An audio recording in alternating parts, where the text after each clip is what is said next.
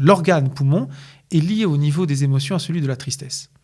On pourrait exprimer aussi que quelqu'un qui est dans le cadre, on va dire dans une émotion de tristesse, peut à un certain moment accumuler donc donc cette tristesse et finir par provoquer des douleurs qui vont être positionnées au milieu du dos.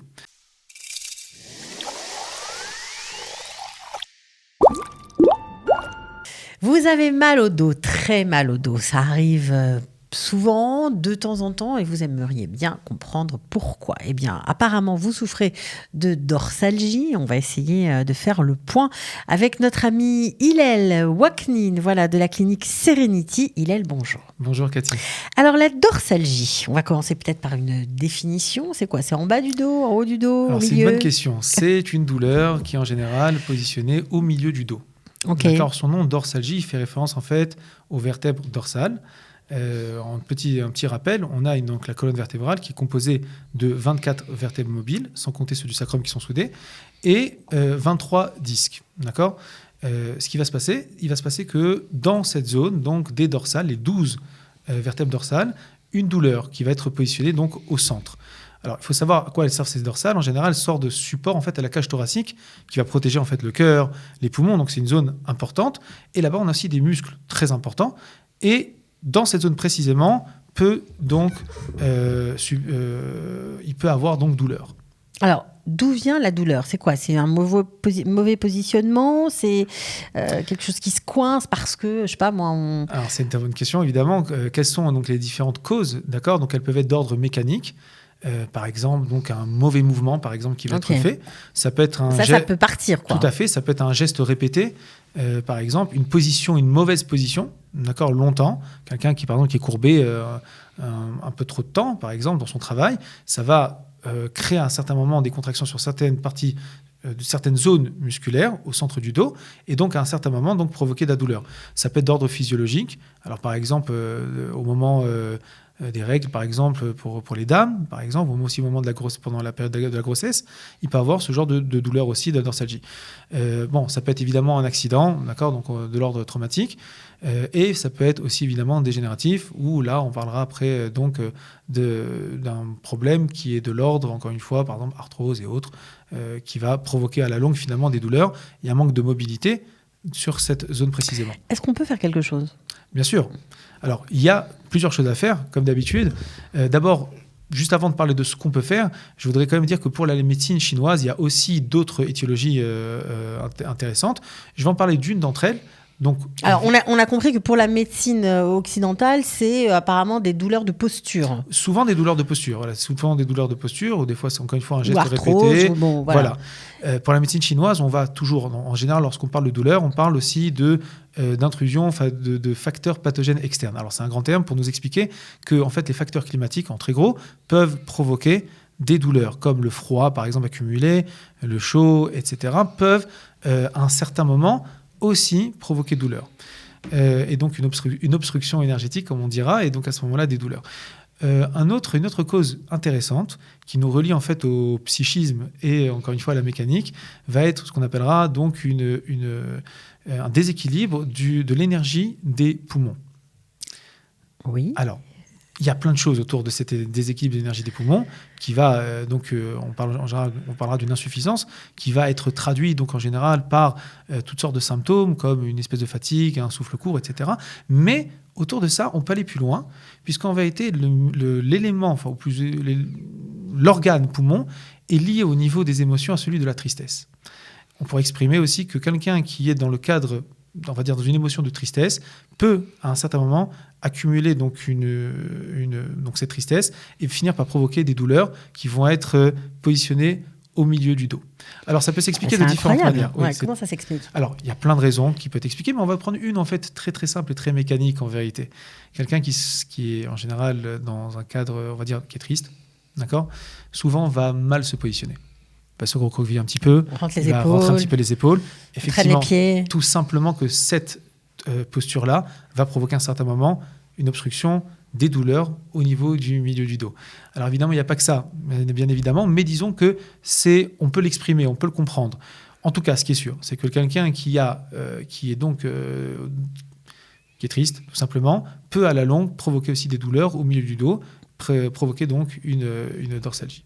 Eh bien, dis donc il faut faire vraiment attention. Bon, j'imagine que quand vous soignez vos patients, vous prenez les deux causes Bien sûr. Bien sûr. En question. Vous faites attention aux deux pans de cette douleur, voilà, et occidentale et chinoise. Alors, comment on fait pour s'en sortir ? Parce que j'imagine que ce ne sont pas des douleurs permanentes. On peut améliorer la situation. Tout à fait. Alors, comme d'habitude, on va aujourd'hui proposer d'abord des étirements, très importants, et des points d'acupuncture, et aussi un exercice de renforcement. Il y a beaucoup de choses à faire. Voilà. Alors, on va commencer par l'exercice de renforcement, si déjà. Ok. D'accord ? Alors, cet exercice de renforcement se fait comment ? Il peut se faire de différentes positions, soit à même le sol allongé sur un petit matelas. D'accord. Ça peut être sur le lit, par exemple. Et si on n'a pas ni le temps ni l'envie de s'allonger complètement au sol, on peut le faire aussi assis sur une chaise. Alors, on va le montrer aussi, on va le décrire tout à l'heure. Ce qui doit se faire, c'est de s'allonger sur le ventre et doucement, donc on va avoir les mains le long du corps, allongées sur le ventre, et on va relever légèrement un petit peu la tête et légèrement un petit peu les mains, d'accord, les bras plus exactement. Pour les exercices avancés, ceux qui deviennent, qui sont à l'aise avec cet exercice, pourront même relever un petit peu les jambes à un certain moment. Tout cet exercice, on va tenir quelques secondes, entre 3, 5, jusqu'à même des fois 10 secondes, dans cette posture, en expirant et en redescendant. En vérité, à ce moment-là, on va renforcer des muscles importants, les rectors spina par exemple, qui entourent la colonne vertébrale, précisément aussi sur cette zone qui peut être douloureuse. Okay. À ce moment-là, donc, on va renforcer le contour de la colonne vertébrale. Donc ça, c'est le premier. C'est un exercice de renforcement assez simple. Premier. Voilà. Ok. Il y en a d'autres. Des étirements. Voilà. Peut-être. On va parler peut-être des étirements. Ça va être plus intéressant. On va parler en fait de 3 étirements spécifiques. Un étirement encore une fois, de la rector spina. On va l'expliquer comment ça se passe. Un étirement aussi des rhomboïdes qui sont positionnés entre nos omoplates. Et on parlera aussi du trapèze moyen. Alors, trapèze moyen, en fait, il s'agit en fait d'un faisceau. On a un grand muscle dans le dos qui s'appelle le trapèze. Et en fait, il est composé de 3 faisceaux. Un supérieur, un moyen et un inférieur. Pour la dorsalgie, il sera intéressant de libérer justement le faisceau moyen. Donc, il y a un exercice aussi d'étirement très intéressant que l'on va faire à l'aide d'un petit support, nous permettant donc de pouvoir étirer le trapèze moyen.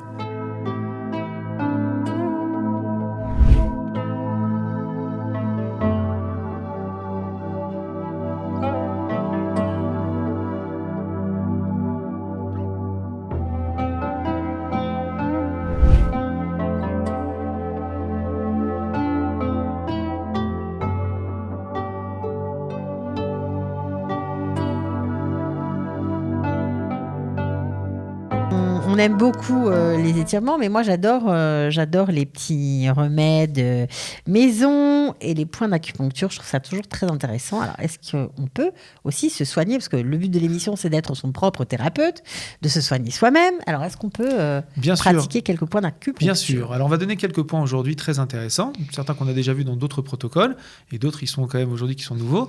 Et on va donc expliquer comment les utiliser. On va parler du premier point qui est le point numéro 3 de la rate.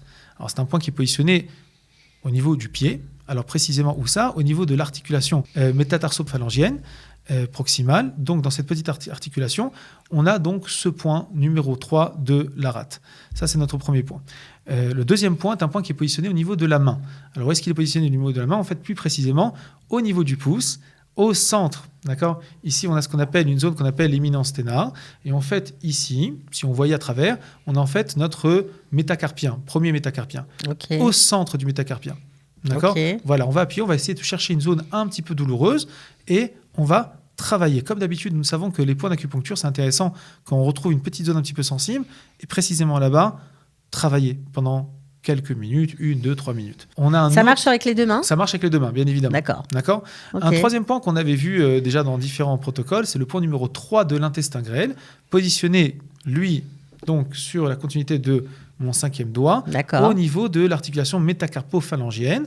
Alors, on va avoir en fait la différence de pigmentation qu'on peut avoir entre le rouge et le blanc, plus ou moins. D'accord ? Si on a mal, ça veut dire quoi ? Si on a mal, c'est que c'est un point qui va être intéressant justement à stimuler pour pouvoir drainer justement l'énergie et entre autres donc pouvoir soulager les douleurs du dos. Donc ça marche, c'est systématiquement, C'est très intéressant. on fait quelques petits massages circulaires Tout à plusieurs fait. fois dans la journée. Tout à fait, exactement.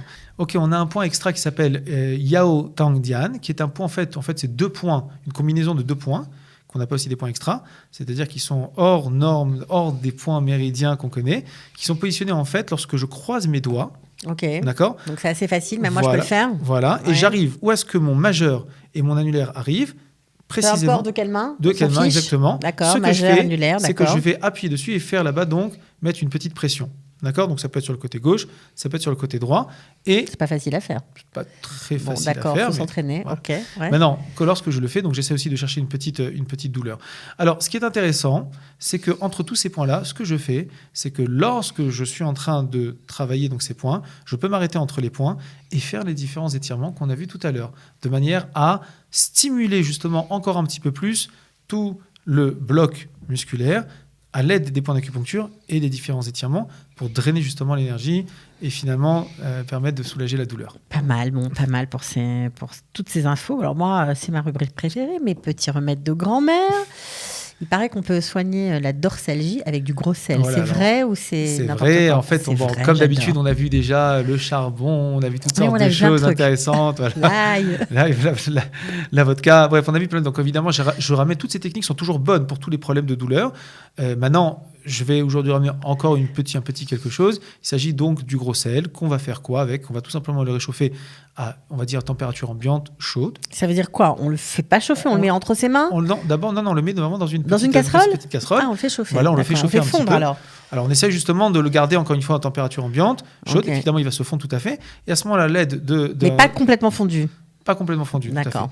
À l'aide d'un tissu, ce que je vais faire, c'est que je vais imbiber justement du gros sel et que je vais positionner sur la zone de douleur pendant à peu près 20 minutes de travail. Qu'est-ce que ça fait comme Ça action? va soulager, ça va drainer. Pourquoi? Alors ça, c'est pour Trop plein de compliqué. raisons D'accord. qui sont techniques. On pourra évidemment parler de tout le mécanisme de la douleur et comment soulager la douleur. Mais en tout cas, de façon, on va dire, dans l'expérience, c'est avéré que ça peut aider, ça peut soulager les douleurs. Alors, attention, là, ici, il y a une petite étoile. Si ça provoque peut-être une réaction au niveau de la peau, d'accord, allergique ou Donc autre, ça, c'est pas bon. voilà, c'est pas bon, donc on essaiera autre chose. Ce qu'on peut faire aussi, c'est prendre ce même sel et en fait le mettre dans un tissu fermé. Et donc à ce moment-là, positionner en fait le tissu fermé sur la zone de douleur. Il est important, encore une fois, comme je l'ai dit au début, que la température soit ambiante chaude. Ok, best-seller. Bon, alors ça, c'est pour, on va dire, la petite recette de cuisine, mais il y a Voilà. des plantes aussi, des plantes Voilà, chinoises. aujourd'hui, on va voir C'est les- plus sérieux quand même. Bon. Alors on a une plante qui s'appelle Jijian, qui est une plante aussi utilisée dans le cadre de l'orthopédie, dans la médecine chinoise, qui est très intéressante pour libérer et calmer les douleurs du haut du dos, du bas du dos. Une plante très intéressante. Au passage, elle a été aussi aujourd'hui en Chine, on l'étudie énormément et il s'est avéré, on a pas mal d'expériences aujourd'hui, apparemment qu'il y aurait aussi certaines influences sur le diabète, sur l'hypertension aussi, Sympa. sur les problèmes de diarrhée. Donc, Alors ça, on la consomme comment? alors, Comment on fait comme d'habitude, on va la prendre. On peut donc la réchauffer pendant Et boire en tisane. Voilà, plusieurs heures. La boire après en tisane. A priori sur une période de 7 jours, 10 jours à peu près, et voir déjà donc L'effet que ça a. des effets bénéfiques, moins de douleur. Bon, en tout cas, merci Hillel, c'est toujours un plaisir. J'espère que ce thème de la dorsalgie vous aura, on va dire, éclairé, que ça vous aura peut-être permis de soulager vous-même vos propres douleurs. Merci d'avoir été avec nous. Avec grand plaisir, On se Cathy. retrouve avec plaisir la semaine prochaine. Et il sera haute. Ciao.